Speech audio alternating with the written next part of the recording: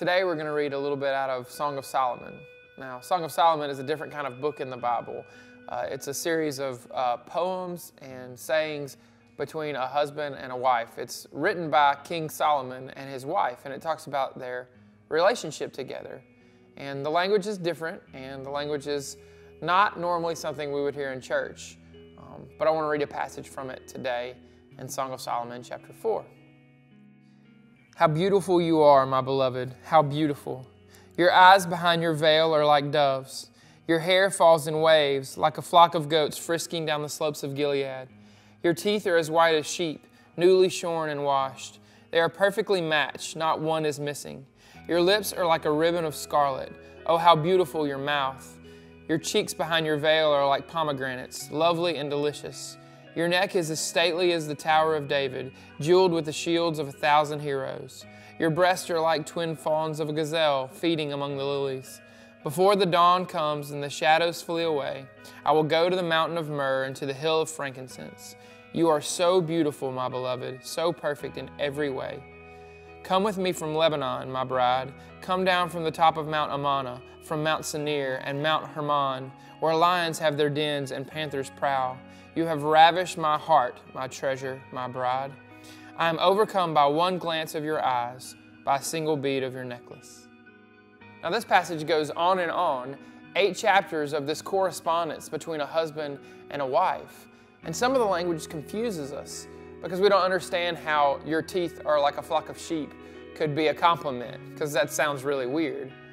But some of the language seems even dirty. It seems foul. It seems like we can't talk about it. It makes us snicker and laugh and blush. We can't understand how something like this can be in the Bible. But here it is, a husband and a wife being open and honest. It's talking about a physical sexual relationship between a husband and a wife. Now, right now, some of you are squirming and uncomfortable and don't want to talk about this. But the reality is this language is tame compared to what we hear at school. It's tame compared to what we see in movies and on television, and it's tame compared to what we see and hear in music and in every other corner of the world around us. God has given us a gift. Sex is a gift that God has given us to be enjoyed, but it's good only when it's in the boundaries of a husband and wife relationship, a marriage. And what the world says about this gift that God has given us is just do it. Whenever you feel like it, whenever you're ready, whenever you're in love, just do it. And it's okay for you to take part of it. And so we have this thing that God has given us that is good, but it's good only when it's in the confines of marriage. But the world takes it and twists it and turns it around and says, whenever you feel like being a part of it, go ahead and do it. And sometimes the church hasn't been very clear when we've communicated what God's message about sex is. Sometimes we may have inadvertently said that it's bad or wrong. And it's not wrong. It's not bad. But it is wrong and bad when it's taken outside of marriage and cheapened that way. Because God gave us this thing to enjoy inside a marriage relationship. And here we have a husband and wife writing back and forth to each other about their relationship, their intimacy with each other. Consider all the ways our culture has taken this gift and turned it around and twisted it. Now, the average age for the first time somebody sees pornography is 11 years old. Doesn't that seem messed up to you? 76% of females and 84% of males who are in their 20s have had multiple sexual partners. Doesn't that seem messed up to you? Doesn't it seem messed up to you that culture will tell you that sex is okay and do it as long as you feel like it, but if you get a disease or if someone gets pregnant, they start pointing fingers at you and laughing at you?